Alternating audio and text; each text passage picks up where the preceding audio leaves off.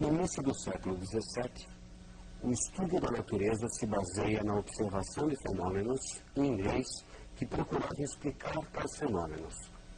Surgem as primeiras noções sobre o conceito de funções. Já no século XVIII, matemáticos começam a utilizar o termo função para designar aqueles valores resultantes de operações entre variáveis e constantes.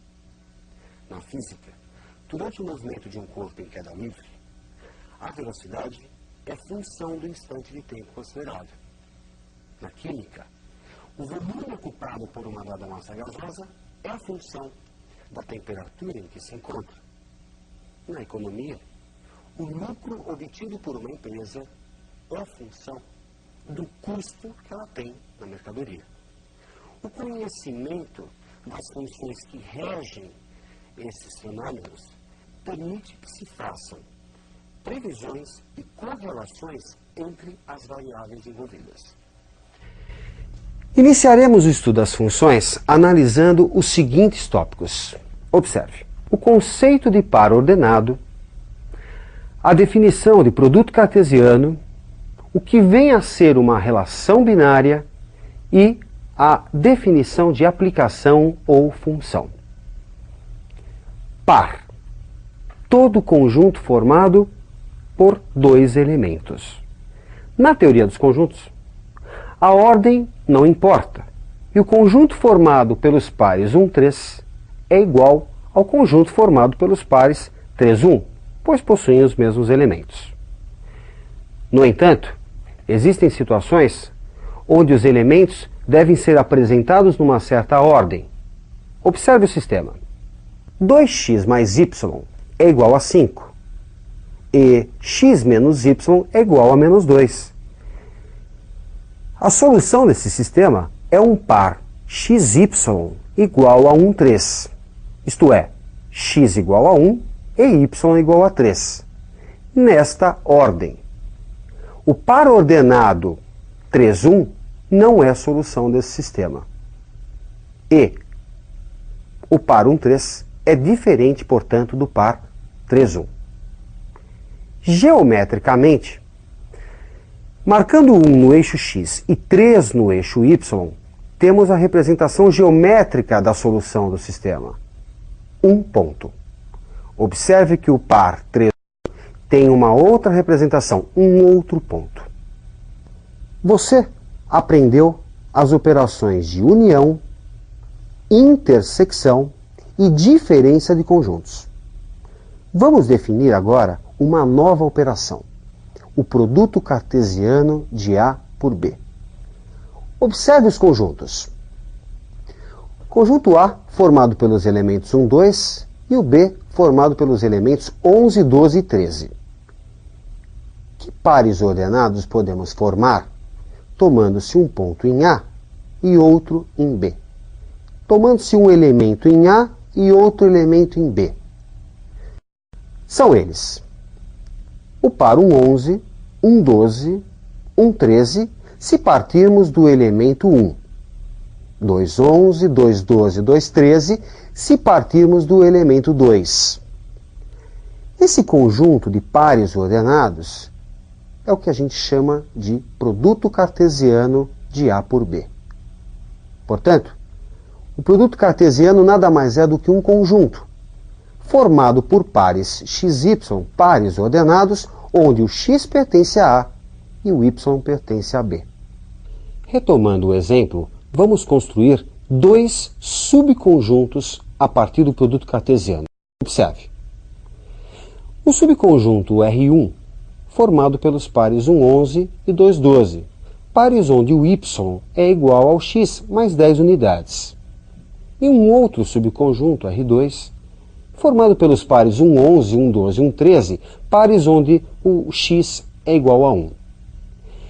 Subconjuntos, a exemplo de R1 e R2, são chamados de relação binária de A por B. Relação binária: todo subconjunto de um produto cartesiano. Agora, estamos prontos para definir função. Se numa relação binária, cada elemento de A se associa a um único elemento de B, temos uma aplicação ou função. Observe na tela. A notação usada é a seguinte. F é uma função de A em B que associa a cada x pertencente a A um único y pertencente a B. Dizemos que y é igual a f de x, isto é, y é uma função de x. Vejamos alguns exemplos. A relação binária apresentada não associa o elemento 2 do conjunto A, portanto, não é uma função. Na relação binária apresentada, o elemento 1 se associa a dois elementos de B, portanto, não é função.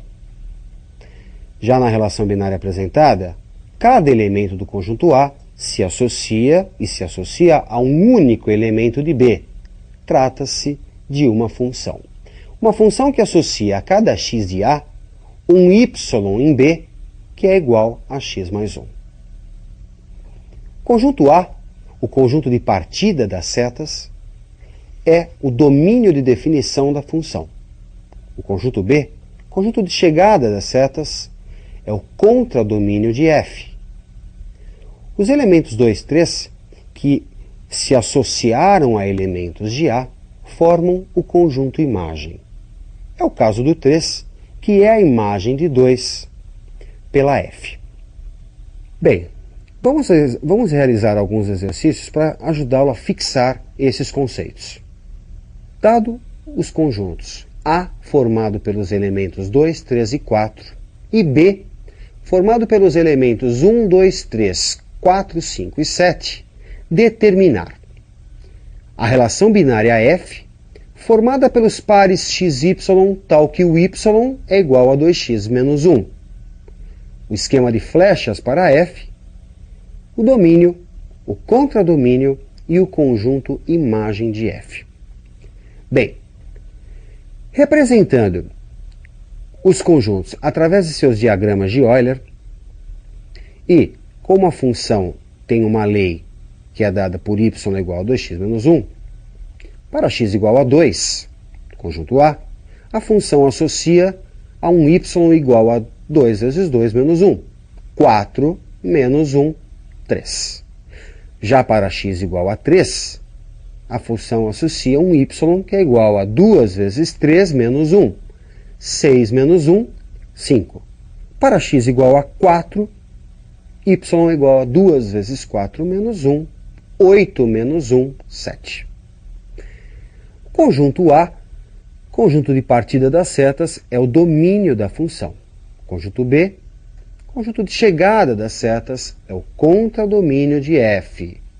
Os elementos 3, 5 e 7, imagens do 2, do 3 e do 4, respectivamente, formam um conjunto, o conjunto imagem. Ok? E a função f fica, portanto, definida pelos pares 2, 3, 3, 5 e 4, 7. Bem, vejamos mais uma questão de aplicação. Qual o domínio da função f de A em R, com A contido em R, tal que f de x é igual a 1 sobre a raiz quadrada de x menos 3? Bem, a raiz quadrada de x menos 3 aparece no denominador de uma fração. Portanto, o radicando, x menos 3, deve ser maior do que zero. A raiz quadrada sozinha, raiz de x menos 3, é um número maior ou igual a zero. No entanto, por aparecer no denominador da fração, e você sabe, primeiro mandamento da matemática, não dividirás por zero, você vai ter, para x menos 3, apenas maior que zero. Assim, o x deve ser maior do que 3.